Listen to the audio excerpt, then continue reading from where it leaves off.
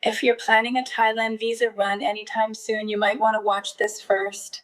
Um, these screenshots are from a Filipino travel group. So basically, the original post says they were denied entry at DMK.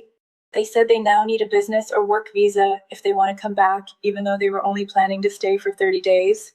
They were also asking if there's a country where 6 of them could get a visa that's, cheap and easy. So in the comments, people were asking what actually happened. Like, was it a deportation? Was it a denied entry? Why were they stopped? And then someone commented they had the exact same thing happen at BKK Airport, so it's not just DMK. Another comment suggested using airport fast track or VIP assistance. Based on what people have actually been telling me recently, I really don't think airport fast track is a safe option anymore. Several travelers who contacted me said Thai immigration are now issuing an NTL order.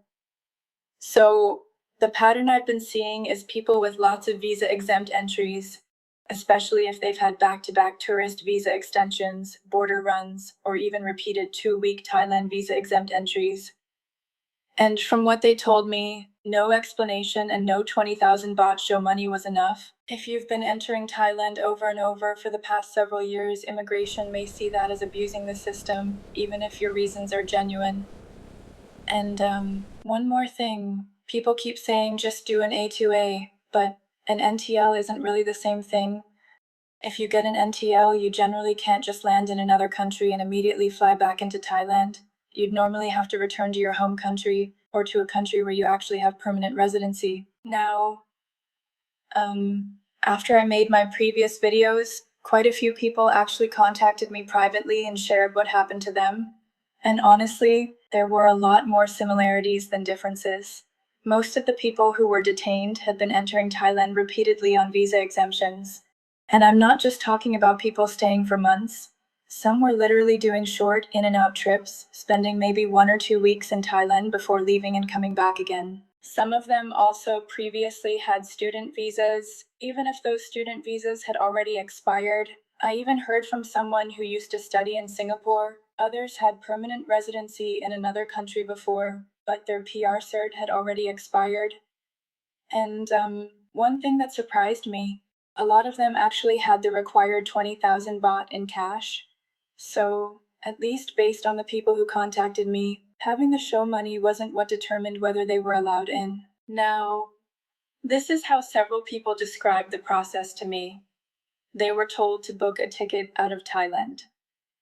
That was the only instruction, and some made a mistake to book a flight with a layover. Only then they were told it should be a direct non-stop flight because you will be escorted all the way, and your passport will only be handed over to you once you land in your home country. Money already wasted. If you booked the direct non-stop flight, immigration basically took note of it and told them to wait. Then, around 30 minutes before boarding, an officer escorted them to another office. That's where they prepared all of the paperwork, took their photograph, and completed the refusal of entry process. And your checked luggage doesn't get released to you because technically you were never admitted into Thailand. And according to several people who contacted me, they were basically told to book a direct flight back to their home country or to a country where they already had permanent residency. And that's what I mean when I say this isn't really an A to A anymore.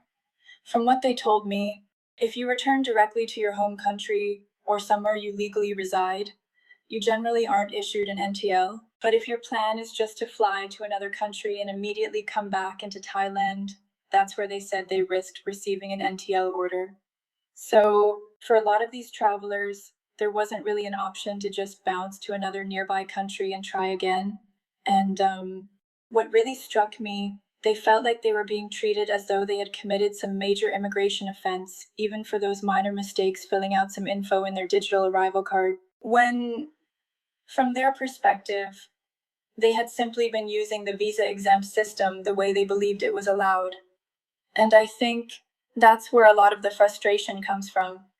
For years, people understood that visa exempt entries and border runs could be repeated.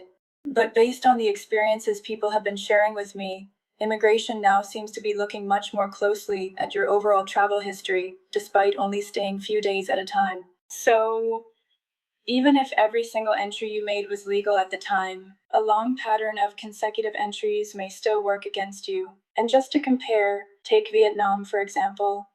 If you qualify for Vietnam's 90-day tourist e-visa, the process is much more straightforward. If you continue to meet the requirements and you don't have issues like fraud or a criminal record, you can generally apply again after your previous visa ends. I'm just saying, with Thailand, a lot of long-term travelers believed repeated visa-exempt entries were acceptable, only to discover at the airport that immigration viewed their travel history very differently. So, if you've been relying on visa runs for years, I would honestly be very careful now. Things seem to have changed, and based on what people have been sharing with me, airport fast track isn't something I'd rely on anymore. Okay, so those are just what I wanted to clarify.